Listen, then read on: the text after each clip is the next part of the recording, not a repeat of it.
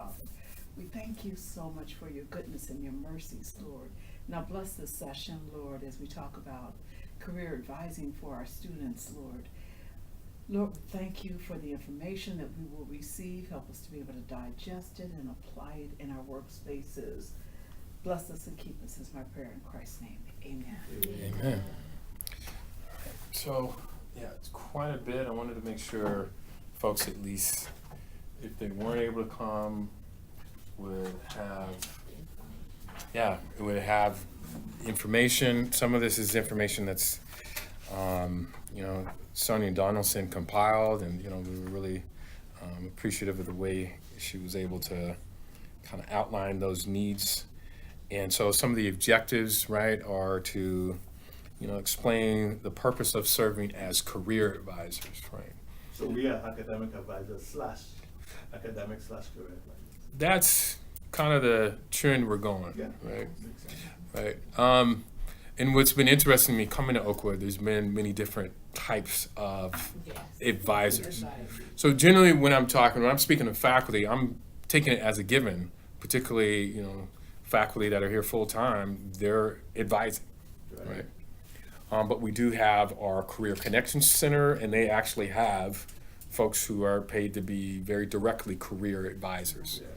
But in tandem, we're kind of doing both at the same time. And for the student experience, when they come and they think about their career, they think about their classes, they're not necessarily separating, well, I need to see an academic advisor, or I need to see a career advisor, or I need to see a CSS advisor, or even sometimes in their mind, I need to see my counselor from health and counseling, right? And a mental health advisor, as it were, but definitely their counselor, right?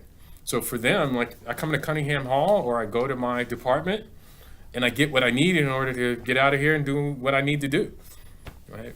And so the more we can make that a seamless experience, I think the better for the students. Yeah. All right. So, I'm not even gonna. I'd like to go back though to Elaine's comment though, in terms of what kind of advisors are faculty. Yeah. And so when students begin, so I know the freshman students see your first year experience in advising team. Yeah. To get their schedule, they don't come to the academic advisors, am I correct? Unless they're transfer students. Yeah.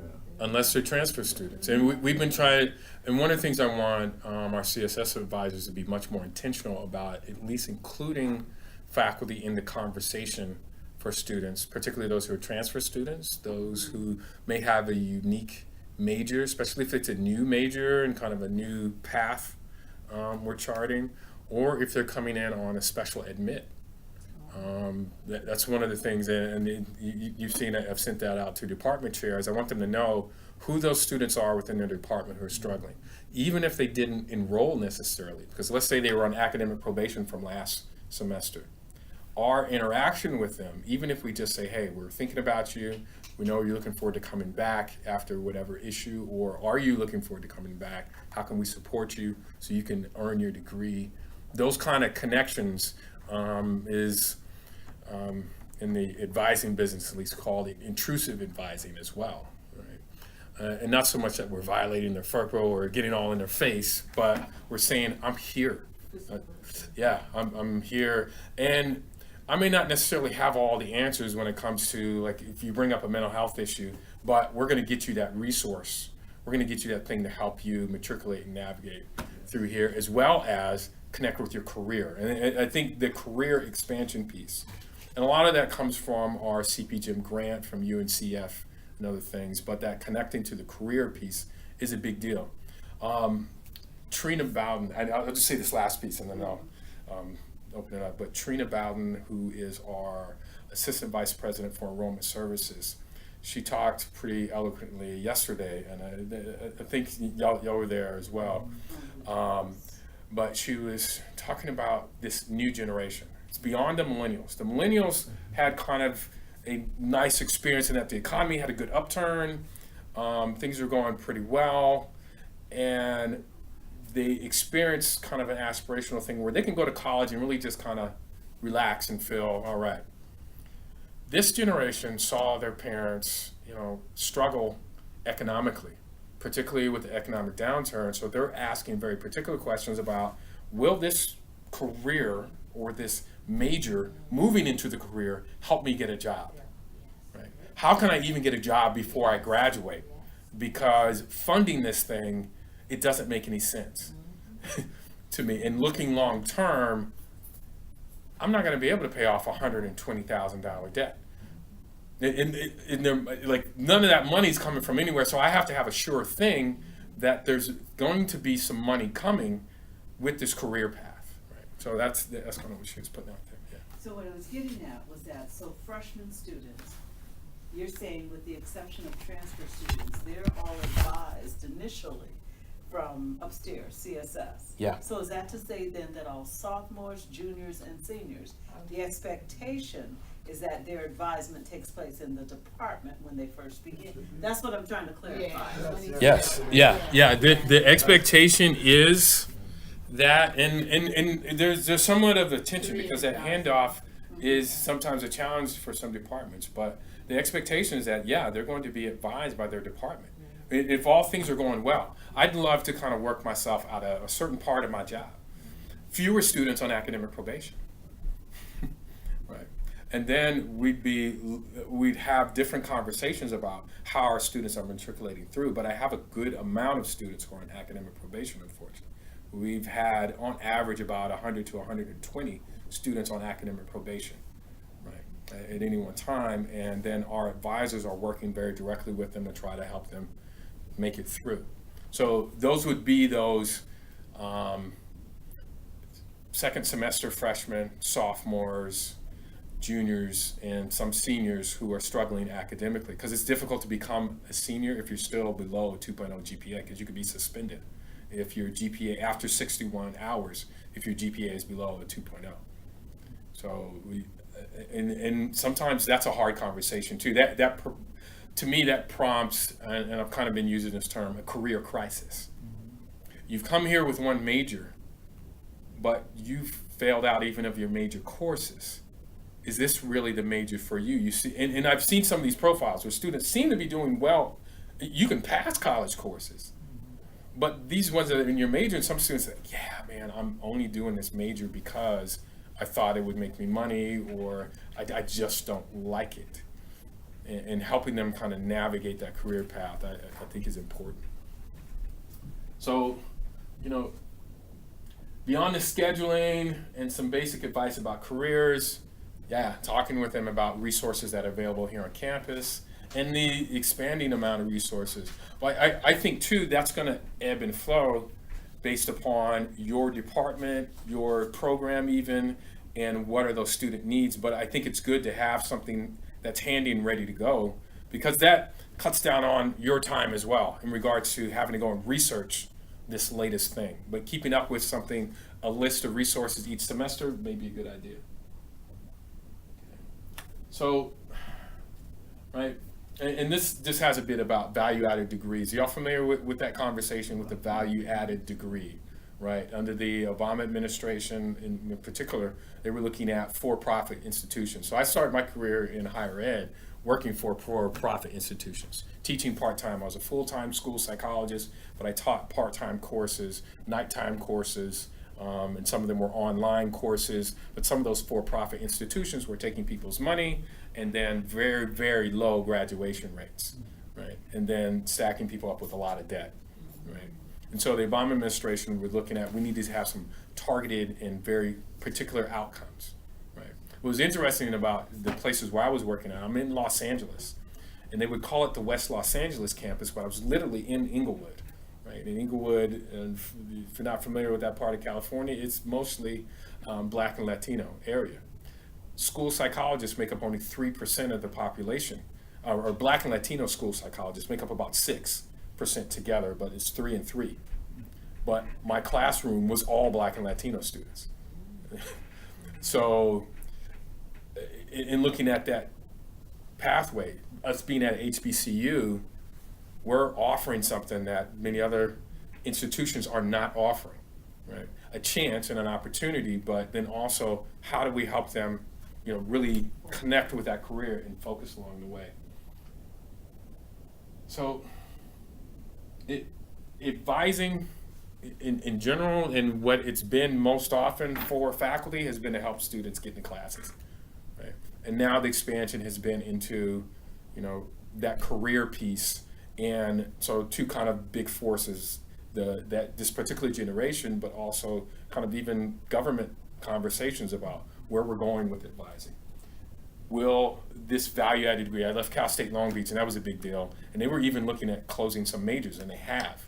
Like, so Cal State Long Beach was one of only two government institutions that offered a major in German. They said, nobody's studying German right now, so we're letting it go. I mean, but there's a big fight, kind of this conversation within the humanities, and like what majors really hit, what don't, that type of thing. Right, and I think your department has nutrition, right? No, that's a different department. No, It's a different, nutrition is a completely different. different department. department, but I'm thinking of the That's what same you school. meant. Okay. Yeah, right, right. And that's one of those that is attracted beyond, and I'm even looking, diversity-wise too, diversity as far as religion, background, diversity as far as ethnic background. Students are coming because that seems to be a market-driven type degree where students are interested in. So they're coming with career in mind as much as, and maybe less of an experience, which is an interesting thing. I think Oakwood, our market has been really, you come here for an experience and you get a degree. Right. So FERPA, I hope we're familiar with that, because as I've seen, like you look on my Oakwood, there's a reminder there. But one of the things I do work with that's been interesting is I get a lot of parent phone calls. And parents asking about, hey, my students didn't pass this class. And I said, well, sir or ma'am, I can listen to you, but I can't give you all the specifics, but I can listen to kind of where you're coming from. But parents do want to know.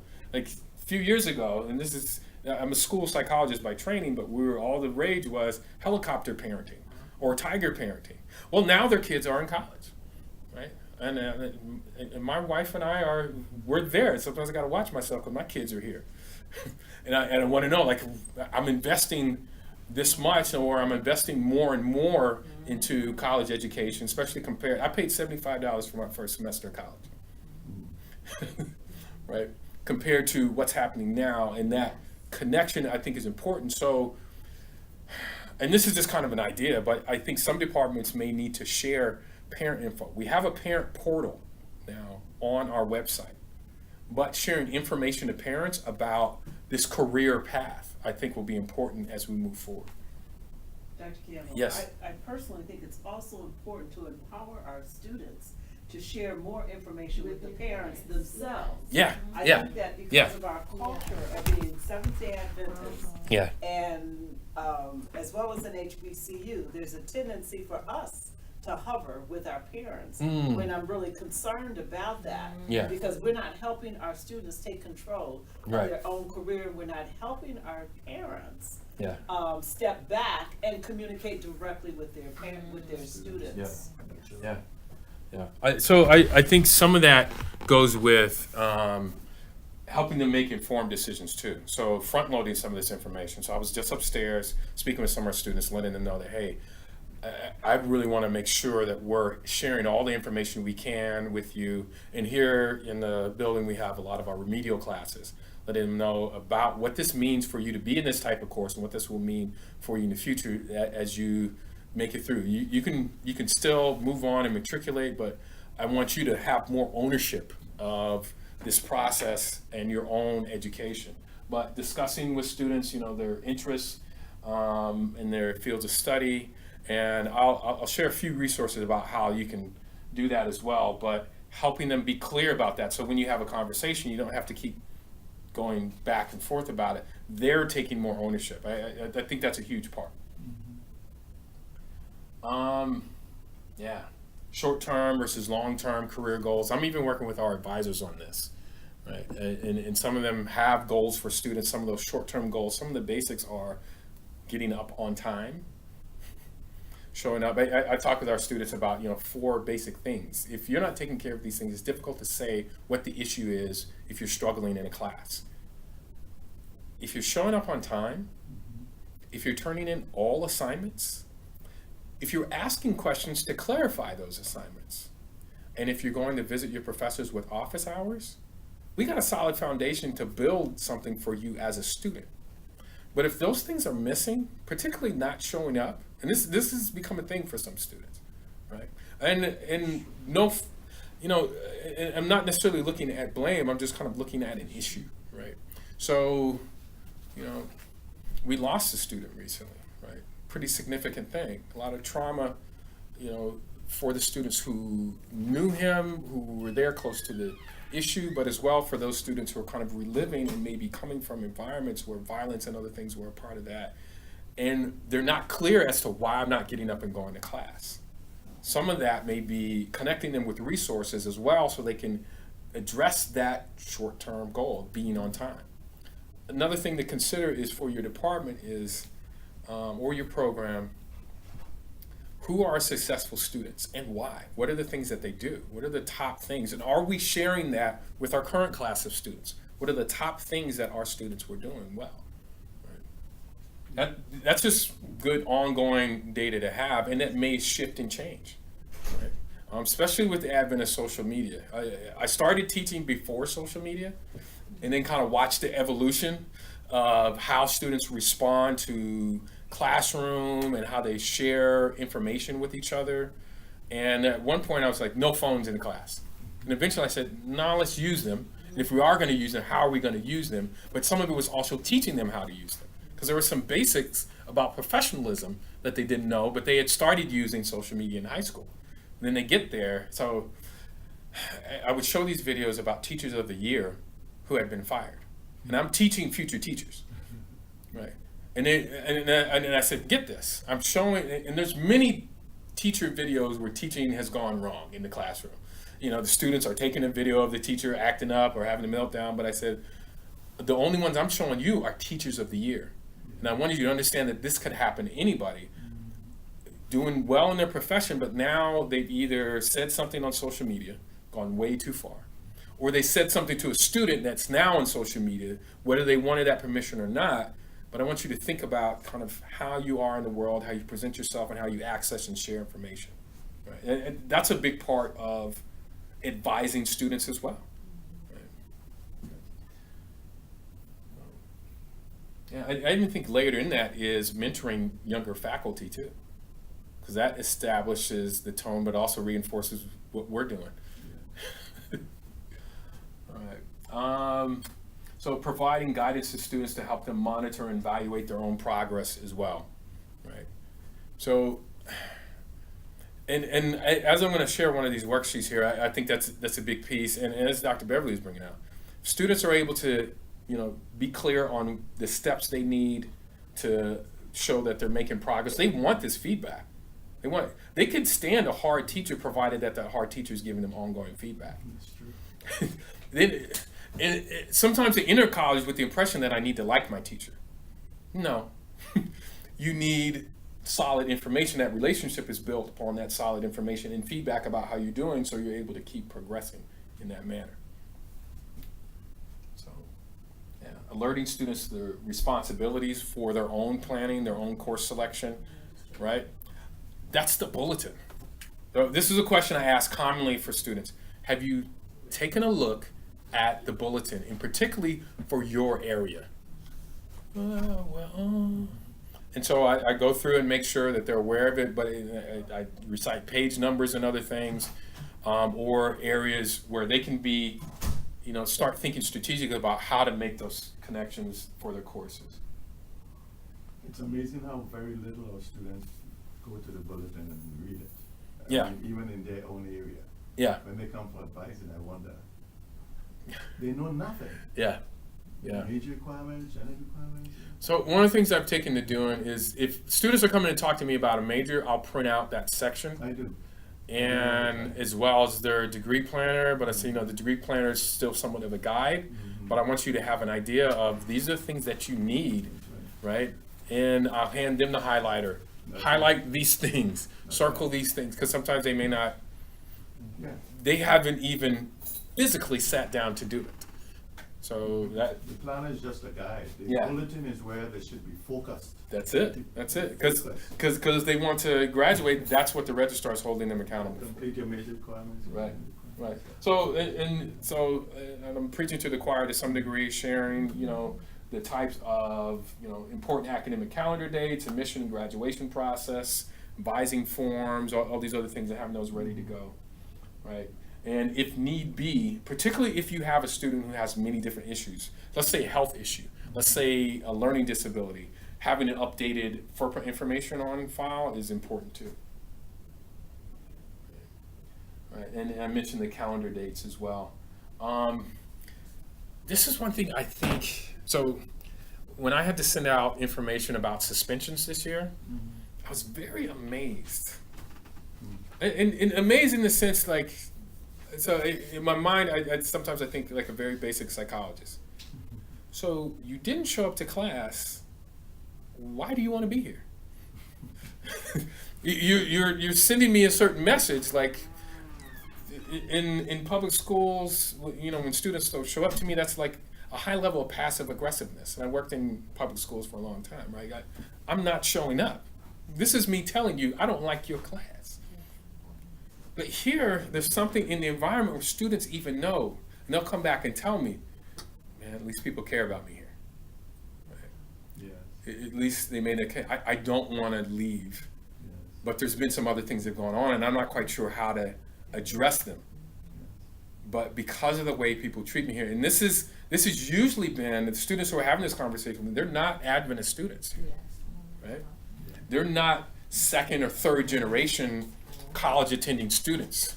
They're students who know they get a very different environment here, and that's taking the time to pray with them, provide some parting encouragement, even having, ongoing kind of verses that we have, our own personal study. We all know this, but our own personal study allows us to be able to pour into them. And modeling that for them is very powerful, and they want that. Whether or not they may not say, oh man, that's, but they know the difference if they have to go somewhere else. So there's diversity in advising.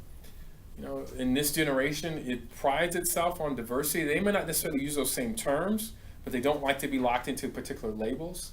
And I'm just giving kind of a broad example, but when I came here, I'm from California. I'm from one of the places, it's like the skateboarding capital of the United States. Tony Hawk is from there. The Olympic champion, the whole nine, same small town I'm from. I was skateboarding. When I came to Oakwood, a lot of black kids aren't skateboarding. I'm just keeping it real. But I walk on campus now, skateboarding everywhere. Right? And so some of that I see, like internet culture, whatever it is, right? Students are able to connect more, but they're not tied to, this is how you have to be as a black student. This is how you have to be as a Latino student. This is how you have to be as a student, period. They're very much open to different ideas about who they are in the world, but sometimes with that, they don't know exactly who they are. They're just open to a bunch of ideas. And once they tap into, though, exactly who they are, that can be very powerful for them. They can create a lot of different things. So helping them do that, I think, is important. Our staff handbook, has affirmation of cultural diversity, but shall not discriminate on the basis of race, color, sex, national origin, or disability, if otherwise qualified, among its students or employees, or among applicants, admission or employment. And we're at an interesting time where we're increasing our non-black enrollment, right? But we're also increasing our non-SDA enrollment. And even the SDAs who are coming, I'm coming from the West Coast. Adventism on the West Coast is very different than in the South. I used to go to church in my shorts sometimes, right? And liberal in some areas and very conservative in others still, right? But they're all coming here and having a certain experience, right? And helping them navigate that as it relates to the career path, and even as their calling as well, right? Because to me, if you came to Oakwood, you have a particular calling to go out and serve in a certain way, and connecting them that, I think, is important. So, and I'm meeting with faculty this week. I'm hoping again through our CP Gym grant And I've been asking faculty for what are they doing in their different departments when it comes to advising. And sometimes they're selecting based upon where the students are at, whether they're freshmen, sophomores, juniors, or seniors. Sometimes they're doing it by alphabet. Sometimes they're just taking them as they come. But each is a different algorithm. I just saw an email today, the registrar's office asking, like, how do you select who gets advised by who and how, right? Yeah. So how they're selected may, in some instances, relate to the different goals for advising, particularly if you have the model where the department chair, and this is one model I've heard, where the department chair is the advisor for seniors or juniors because they want to make sure that they graduate, right? So the advising is very focused in particular around that goal, right? And then everything else and the objectives that may relate to that. Right? So in CSS, our advising is based upon definitely our entering students, but also our students who are in academic probation. And sometimes those students have particular needs. So it's based upon those needs as well.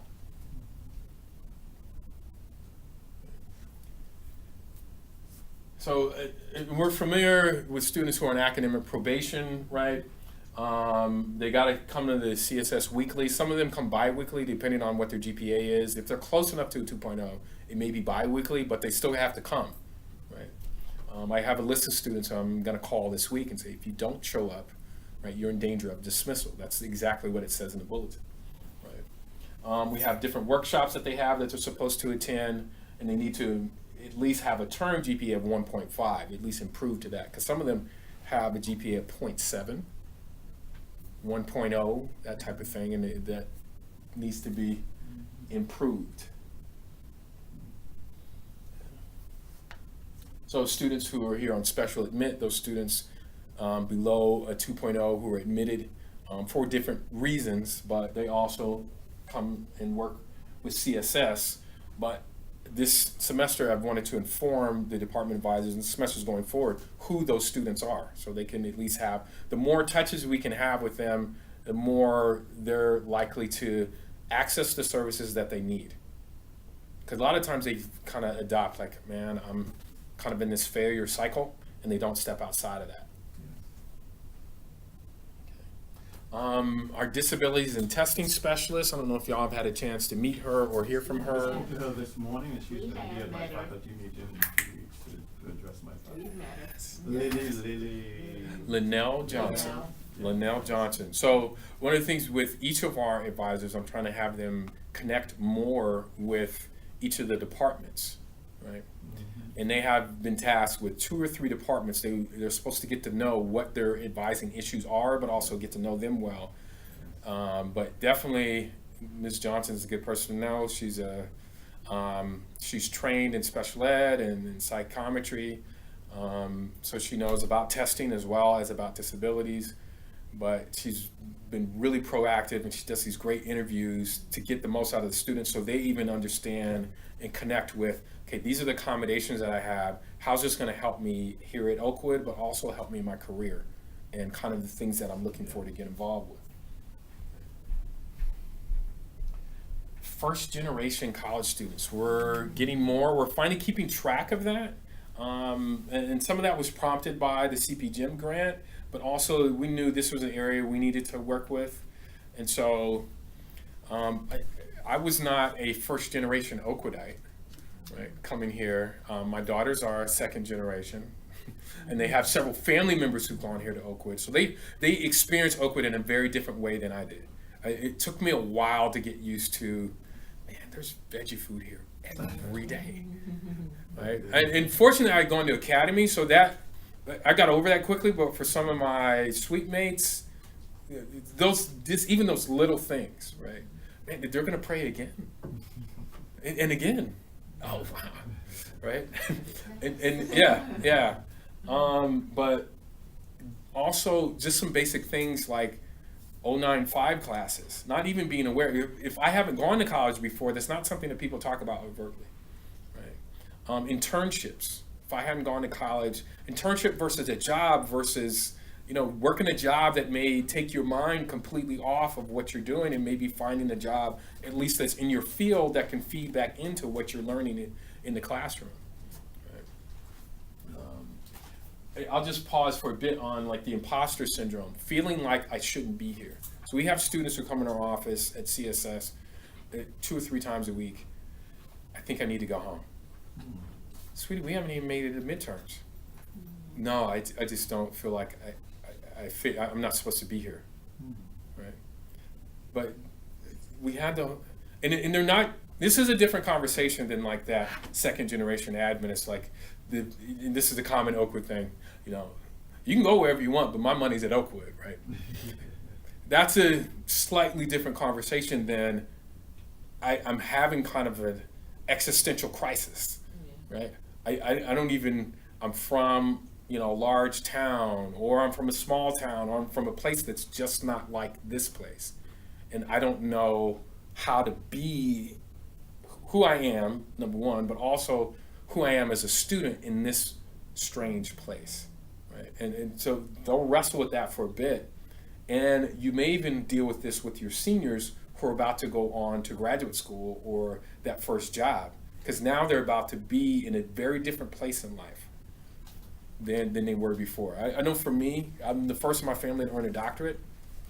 I had got away all the way up to chapter 4, collected all my research data, collected all the research, all that was done, and then it got time to write chapter 5, that final chapter, and I couldn't write it because I was having an existential crisis. People are gonna call me doctor now. That's weird. I can't do that.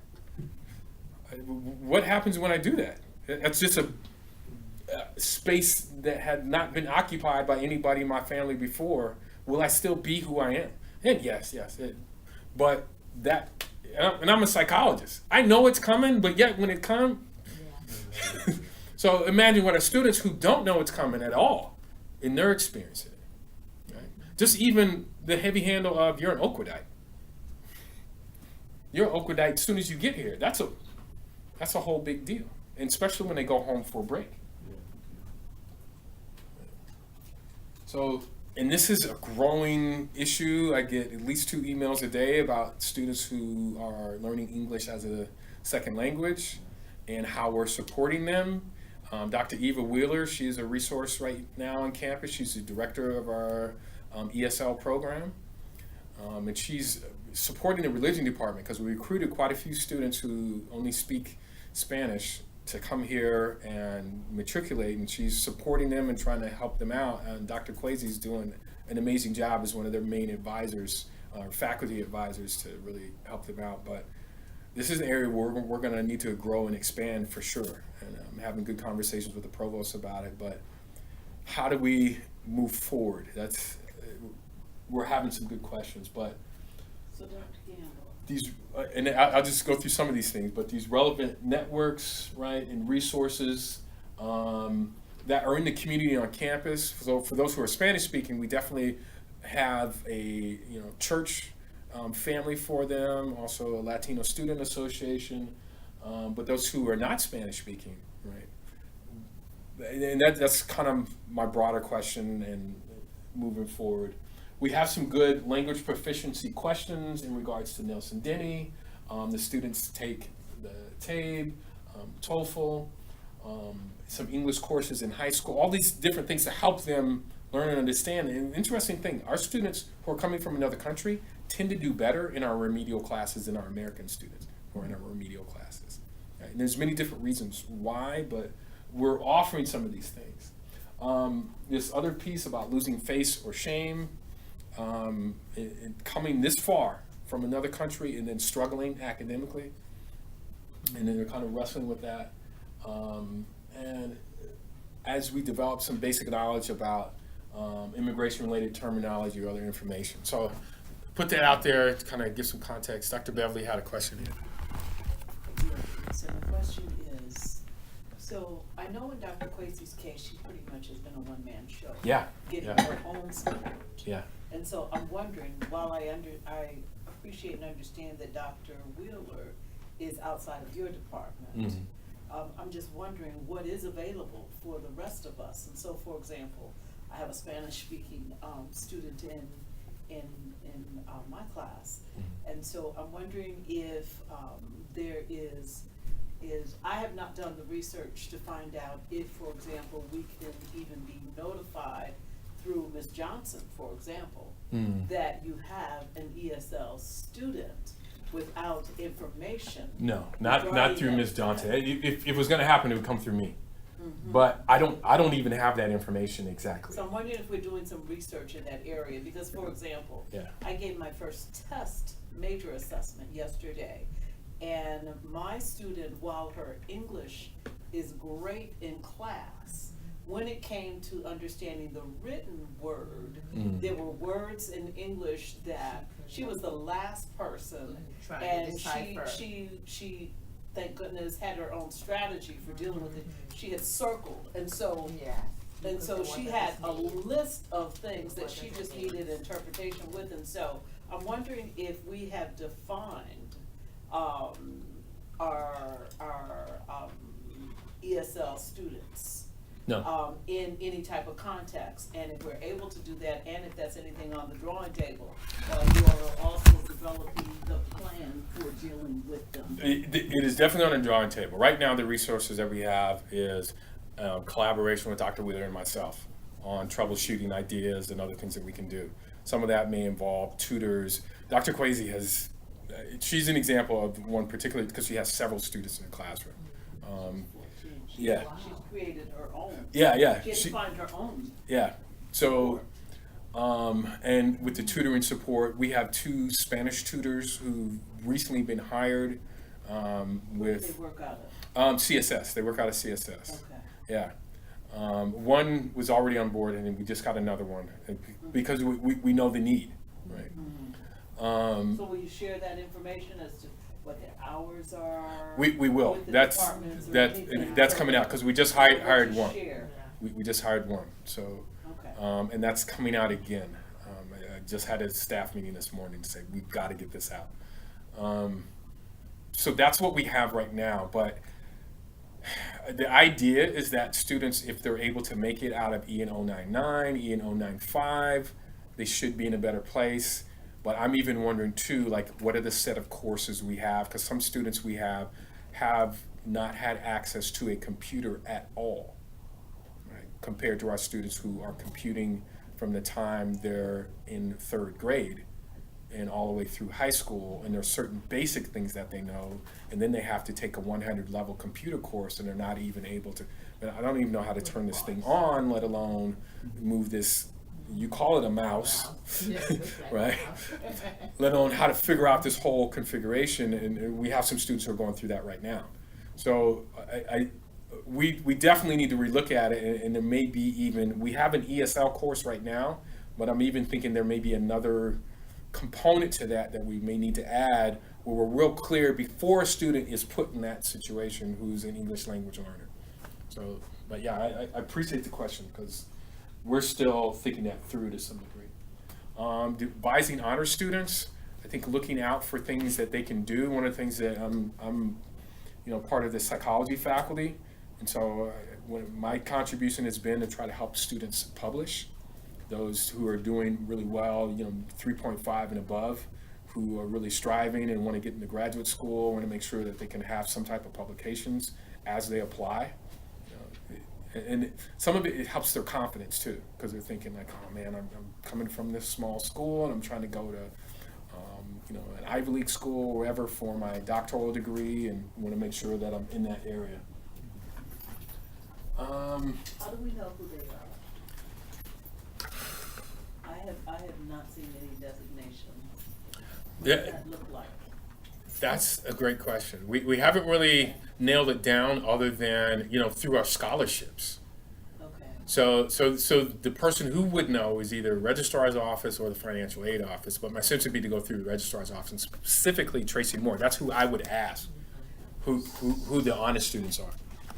Should we not But we really shouldn't have to We go should there not do because we that. have a whole population of students. Mhm. As opposed to perhaps, I'd just like to make a recommendation Mhm. that taking your suggestion Yeah. that through the registrar's office, I don't think that should come from the individual teacher level. No, definitely not. I'm Because thinking. I don't have time to figure out. I'm thinking who at, are the higher at minimum, department-wide or even through the provost office, hopefully. But so they'd be able to registrar's send that office out. has a variety of designations on the class list Mhm. that comes in my Oakwood. They Yeah. can have some type of designation True. there if they chose to, but True. many of them will go unsighted and on whatever Yeah. if the responsibility is left on us Yeah. to go after them. Well, one of the things I know that is an issue with our honor students in their selection of coming to Oakwood or any other university is how am I going to be treated? What type of special, like they look at it like, I don't know if you've seen these signing days,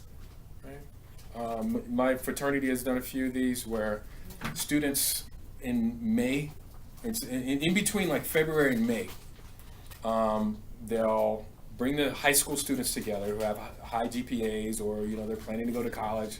And like those who are going like on basketball things, I'm going on an academic scholarship. I got my hat on, I got my thing, and the parents are cheering, and they approach it as if I'm a top recruit. So what do you got for me? What do you got? I came here with a 4.0. What do you have that's going to help position me to be in a high quality career or have high quality internships? What's there? So they're expecting a kind of more well-rounded experience. So, but yeah, that's a good point. And I was not aware that information's not being distributed at all. So I'm going to work on that period. I'm curious now I too. appreciate that. Yeah. I want to know who are our top students. Students with undeclared majors,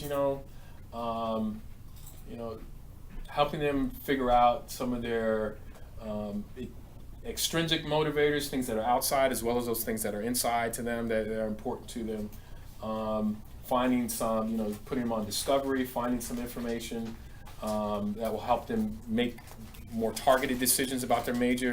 And I usually ask students, after you're done 3 to 5 years from now, what do you see yourself doing from day to day to either help people or to be of service or in your career? What do you see yourself doing?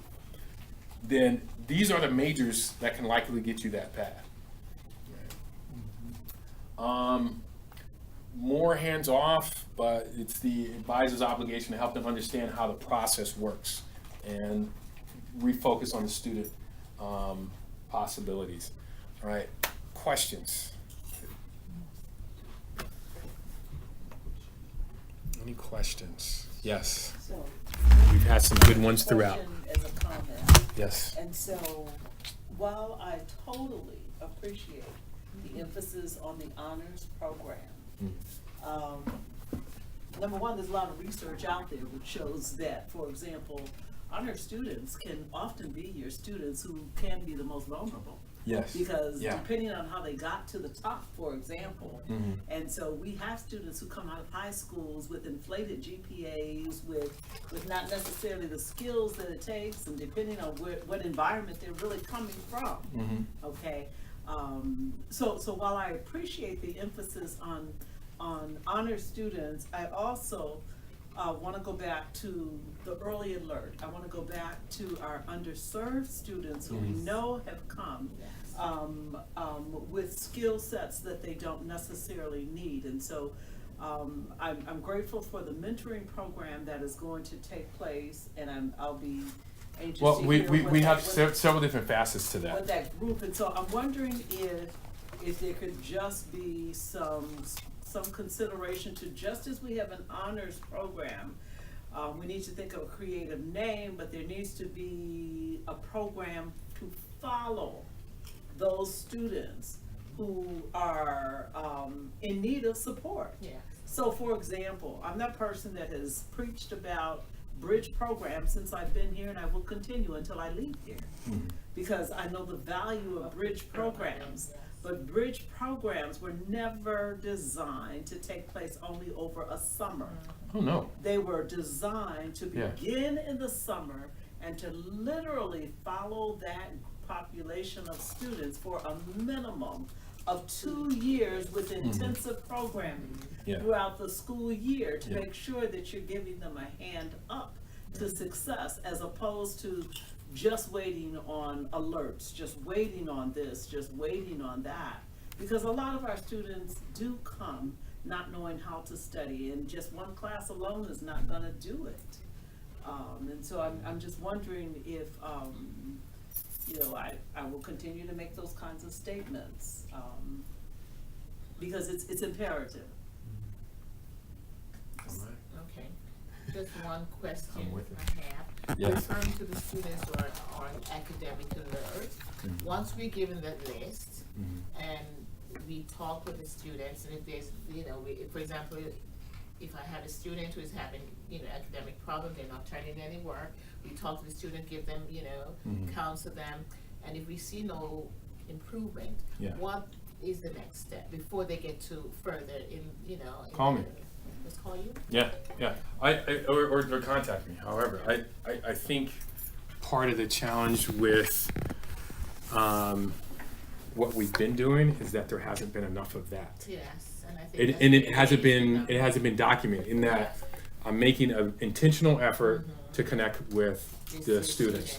So I'm even, and we've increased it just by documenting. Yes. We've increased the amount of our contacts by following a more methodical process. So right now I'm having our CSS advisors start with email, phone call, visit to the dorm, Yeah. visit to your classroom, kind of rolling up on you saying, hey, we missed you. Those 4 things are happening. I was anticipating that on an average, each advisor has 10 students who are on academic probation. And I was thinking, well, they're gonna have 3 left over who are just not gonna respond. I'm impressed to say that our advisors, each one of them only have 1 student who hasn't responded. So that 1 student, I'm going to reach out to them and say, hey, and I'm kind of like the Wiz, right? I got a lot of smoke and mirrors. And I'm gonna be able to say, hey, you're in danger of being dismissed, because that is a part of our program, particularly for students who are on academic probation, right? You have to at least engage with us and come and work with us. A lot of times there's many different reasons why that's not happening, and when they meet with me, they do explain those reasons. But I'm kind of that next level, and I'll be able to say, okay, our CSS advisors talk to you. Your faculty talk to you, and this is a part of their plans, and particularly their ACE plans, their academic success engagement plan, ACE, right? This is a part of that plan, and particularly a part of the goals. And I added an extra piece. They have to go around and have that advisor sign, right? Or their faculty advisor, even their instructors, or their career advisor, but they have to have they have to have so many signatures. I'm looking at, I put down 14, but if they do 8, I'm satisfied that they at least made an attempt, because some of them weren't even talking to us last year, right? So if you've met with them and there's still no improvement, then I need to meet with them and say, hey, when it comes time for you to appeal for academic suspension, unfortunately, I'm gonna have to look at, so many people have reached out to you and nothing's happened. And the secret is, students have to work real hard to get kicked out of Oakwood, or to even fail out too. You have to say, I don't want your help. Please leave me alone. I'm not going to show up for this class. And even then, we're still going to come for you. We're still going to call you even after you leave. And that's what I've started doing too for some of the students. Say, okay, I know what's going on. And it's been weird because I did not expect this, but some of them have thanked me. they said, wow, you know what? You're right. Everybody's done that before. Yeah, I need to be suspended. Yes. That's a good thing. I got involved with some things that had nothing to That's do with not- school, yeah, that's not been right? protocol, And I want to come back, so how can I do it? I'm like, hey man, no problem. I want you to be able to do that. We'll stay in contact with you, especially if you're in town and you're going to Calhoun. Come through here and we'll talk you through kind of what your next class is. We'll help you fill out the forms, but I want you to know that you're loved and cared about here. Yeah. All right, I think I've hit my 45 minutes. But I'm more than happy to stay if there's more questions. I must say I appreciate Thank you. your presentation. Sure. Very helpful. Sure. And your availability. We Yeah. can take it back to our faculty Yeah. and work with you. All right. One